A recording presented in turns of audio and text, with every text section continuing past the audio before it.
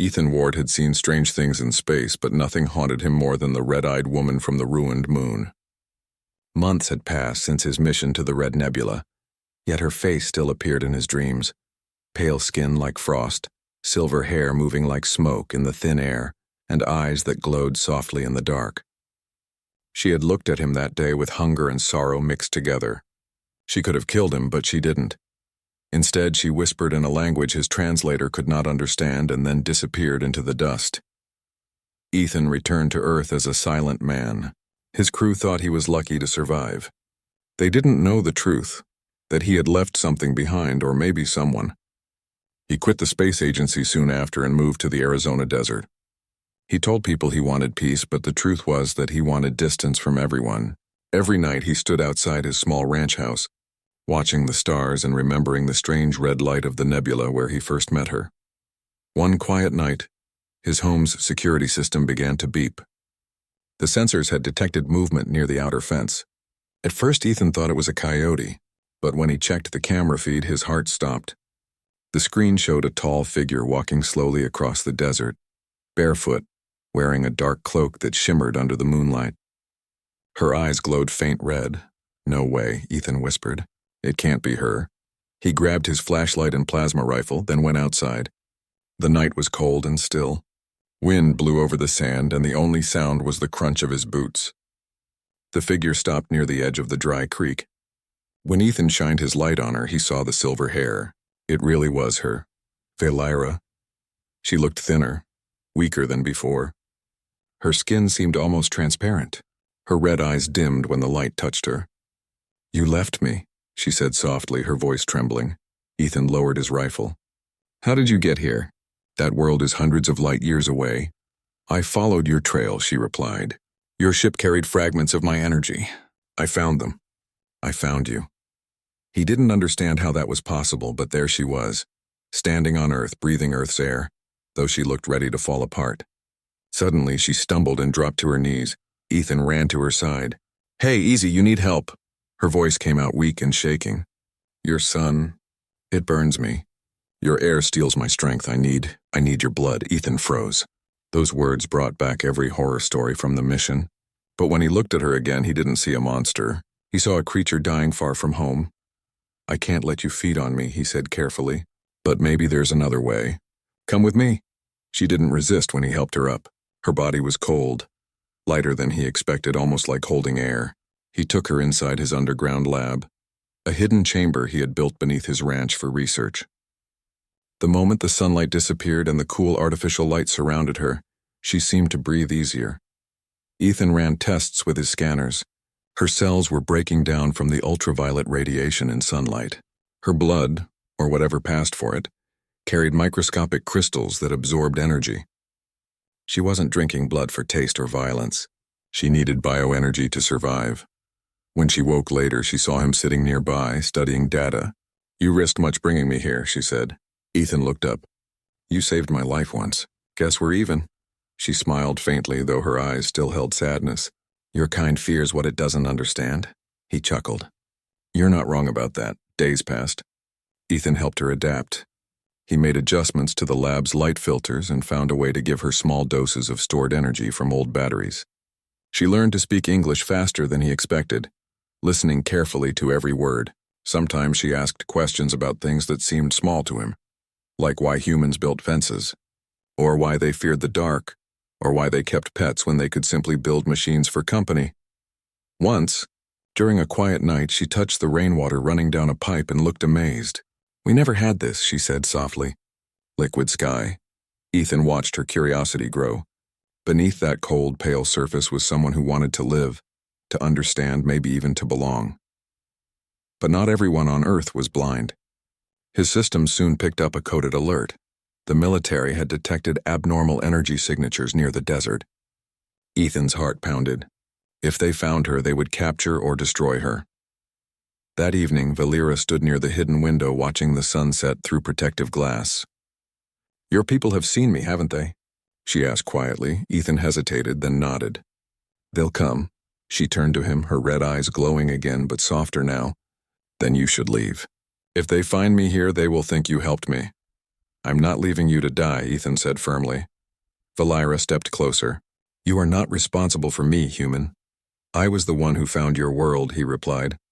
If I had never gone there, you wouldn't be here now. That makes this my problem. Something in his voice made her pause.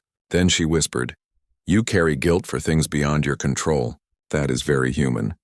That night, the desert wind carried the sound of engines. Search drones appeared in the distance, lights sweeping over the sands.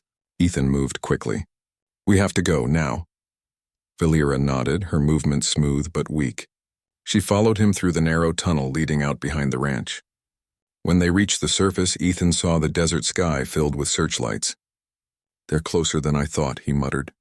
Valira closed her eyes. Her body began to glow faintly red. The light spread across the sand, and suddenly, the drones above flickered and lost signal. Ethan stared. What did you do? I blinded them, she said calmly. For a short time. They ran together through the night, crossing dry valleys and ridges. Ethan's lungs burned, but Valira seemed almost weightless now, gliding across the ground. When they finally stopped to rest near a rock ridge, Ethan looked at her under the moonlight. Her glow had faded again, and she was breathing hard. You're burning yourself out, he said. If they capture me, they'll tear me apart to learn how I work, she replied. Better to burn out than be caged. Ethan shook his head. Not on my watch. In the distance, faint lights approached again. He remembered an old cargo ship buried beneath a canyon nearby, one of his retired exploration vessels. It was old, rusty, but still had working engines. There's a ship, he said. If we can reach it, we can hide off-world until things calm down. Valira looked toward the horizon where the stars shimmered. Your world hunts what it doesn't understand. Ethan, just like mine did. He stared at her, realizing how lonely she must have been. Last of her kind, chased across galaxies. Misunderstood everywhere she went. Then she looked at him with quiet determination. If I die, do not let them find my body. Promise me that. Stop talking like that, Ethan said. You're not dying. Not yet. They continued toward the canyon as dawn began to brighten the sky. Ethan knew the sun would weaken her again. He pulled his jacket off and covered her head, shielding her from the light. She looked at him surprised. Why do you help me so much? She asked. Because you helped me once, he said simply. And because I think you're not the monster they think you are. Her lips curved into a small, sad smile. Then maybe there's still hope for your kind. Behind them, the sound of engines roared louder. Ethan grabbed her hand and they ran faster, their shadows stretching long in the rising sun. The world was waking, and soon every satellite in orbit would see them. But for that brief moment, as the first light touched the canyon edge, Ethan felt something powerful. A strange connection between man and alien, between hunter and hunted, between two beings who shouldn't have met but did. He didn't know what the next hour would bring. Capture, flight, or death. But he knew one thing for sure. He would not abandon her again. And when Valira whispered softly, almost too weak to stand, I want your blood, human, because it holds your courage. Ethan realized she didn't mean hunger. She meant life, the human will to survive. The engines grew louder. The sun rose higher. Ethan and Valira disappeared into the canyons, racing toward the hidden ship that might carry them both beyond the reach of Earth. Far behind them, drones circled the empty ranch, scanning for life. But all they found was silence and sand, and a single faint trace of crimson energy, fading gently into the morning light. The desert wind howled behind them as Ethan and Valira ran through the canyon's narrow path. The first light of dawn painted the rocks gold, but for Valira it was like fire. Each step weakened her. Ethan could see her legs trembling as if the light itself was pulling the life out of her.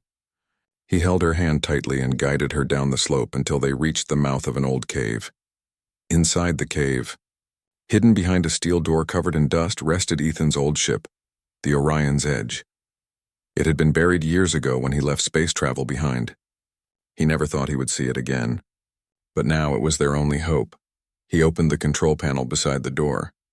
The system flickered weakly but came to life. With a loud hiss, the door slid open. The ship waited in silence, half covered in sand, but the engines still looked strong. Ethan helped Valira inside and sealed the hatch. Stay still, he said as he started the generator. The hum of power filled the cabin and the lights flickered on. You're safe from the sun here, Valera sank into the co-pilot seat. Her skin glowed faintly again, recovering slowly from the burning sunlight. "You keep saving me," she said softly. Ethan smiled a little, trying to hide his fear. "Well, I guess it's my turn to pay a life debt." Outside, the roar of aircraft filled the air. Search drones were closing in. Ethan rushed to the control board and entered emergency commands.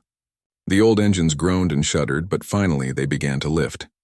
Dust rose around them as the Orion's Edge climbed from the canyon and shot toward the clouds. From above, the military scanners picked up the launch. The communication channels exploded with static warnings. "Unregistered vessel detected. Possible alien contamination." Ethan pushed the ship higher, breaking through the atmosphere. The sky turned black and full of stars. "Hold on," he said. "We're not safe yet." The ship trembled as a defense satellite locked onto them. A bright beam of light sliced across space, hitting the side of the ship. The controls sparked. Ethan tried to keep balance, but the system screamed alarms. Valera stood weakly, her eyes glowing red again. "Let me help," she said. Before he could stop her, she placed her hands on the control panel. Red light spread through the ship's wiring. The damaged circuits began to heal themselves, metal turning smooth again. The ship stabilized as if touched by magic. Ethan stared in disbelief. "How did you do that?" "My kind were not only hunters," she answered softly. "We shaped energy. We kept dying stars alive. My people once called it the gift of the core." He realized she wasn't just surviving on energy. She was made of it. They drifted into the darkness of orbit, far from Earth's radar. Ethan finally let out a long breath. "We're clear. For now." Valera leaned back in the seat, weak but smiling. "Your world is beautiful, Ethan, so alive. Yet so afraid." He looked at her carefully. "You came all this way, crossed space just to find me. Why?" She turned her eyes toward the stars. "Not only to find you," she said. "I came because something is dying. Something that will destroy both our worlds." He frowned. "What do you mean?" "The Red Nebula," she said. "My home was built around its core, an ancient energy heart. When it began to collapse, my people tried to heal it. We failed. The collapse will soon reach your side of the galaxy. Earth's future colonies near the nebula will burn." Ethan stared at her, his heart racing. "You're saying the storm that killed your world is spreading?" She nodded. "I need to return there, and I need your help." Ethan looked at the stars on the ship's map. The Red Nebula was thousands of light years away. "Even with a jump drive, we'll barely make it." Valera touched the controls again, her fingers glowing faintly. "With my energy, your ship will travel faster than it ever could." He hesitated for a moment, thinking of the danger, but deep down he knew he couldn't turn away. "Not after everything." "Then let's finish what you started," he said. The Orion's Edge turned its nose toward the distant nebula. The stars stretched into long lines of light as the engines roared. Days passed as they traveled through the void. Ethan and Valera shared quiet moments between repairs and scans. She told him stories of her people, how they once lived near suns feeding on light instead of blood until their stars began to die. They built great temples to gather the energy of life itself, but greed and war broke them apart. "You're the last," Ethan said quietly one night. "Yes," she whispered. "The last sanguinari. And perhaps the most foolish," Ethan smiled gently. "No, the most brave." When they finally reached the Red Nebula, the sight was breathtaking. Swirling clouds of red and gold light moving like living fire. But within the beauty was destruction. Fragments of broken moons drifted like ghosts. Ethan scanned the area. "Radiation's off the charts. We can't stay long." Valera looked out the window, her expression both sad and proud. "My world is gone, but its heart still beats weakly in there." She pointed toward the glowing storm in the center. "If we restart the core, it will balance the nebula again." Ethan prepared the ship to approach. The closer they got, the more unstable everything became. Energy waves struck the hull like lightning. The alarm screamed, but Valera stood calmly. "This place remembers me," she said. "It feels my blood." Suddenly, the ship's systems began to overload. Ethan shouted, "Valera, it's too much. We have to back off." She turned to him, eyes glowing brighter than ever. "No, Ethan, this is what I came for." Before he could stop her, she stepped into the energy chamber at the ship's core. The walls lit up around her as she extended her hands. Streams of red light flowed from her body into the reactor. The entire ship began to hum, every surface vibrating with power. Ethan tried to reach her, but the air shimmered with heat. "You'll burn yourself out," he yelled. Valira smiled faintly. "Your kind taught me something I had forgotten. To give life is stronger than taking it." The reactor exploded with color. Outside, the red nebula flared like a living sunrise. The collapsing storm began to stabilize, the broken fragments pulling into steady orbit once more. Ethan covered his eyes as the brilliance filled the cockpit. When the light faded, the readings on the monitor showed that the nebula's energy had balanced. The collapse was stopped, but the chamber was empty. "Valira," Ethan shouted, running toward the door. There was no answer. Only faint red dust floating in the air, glowing softly. He sank to his knees. "You did it, but you're gone." He sat there for a long time, listening to the quiet hum of the engines. Then he noticed something. The ship's systems were no longer normal. The panels glowed faint red. The engines purred as if alive. The AI spoke softly for the first time in months, its voice carrying a familiar tone. "Ethan, do you hear the rain?" His eyes widened. It was her voice. The realization hit him. Valira had not died. She had become part of the ship, part of the energy itself. "Valira," he whispered. "I am still here," her voice said gently. "The core accepted me. I am everywhere now. In the stars, in the power that moves your ship. You gave me a home." Ethan smiled through tears. "Then you're not gone. You're free?" "Yes," she said. "And you, human, you showed me that courage is another kind of energy. It can travel through hearts, through time, through the void." He looked out the window at the glowing nebula. It no longer looked like a dying storm. It looked alive, peaceful. When Ethan returned to Earth months later, he kept his promise to keep her secret. The world saw only the returning pilot of a lost ship, but at night when the stars appeared, the ship's control lights would flicker with a soft red glow and a calm voice would whisper to him through the static, "Ethan, you still owe me that song about rain." He would smile, looking up at the bright star where the red nebula once raged. Somewhere out there she watched over it, not as a vampire or a hunter, but as a guardian of life. Humanity had always feared the unknown, but now Ethan knew better. The universe was vast and full of danger, but it also carried strange friendships, even between a man of Earth and a dying star being who once said, "I want your blood." Human. Now her words meant something else, and a bond, not hunger. A promise that some lives, no matter how far apart, would always find each other again among the stars. And somewhere far beyond Earth's sky, the red nebula shimmered softly, like a heartbeat that refused to die.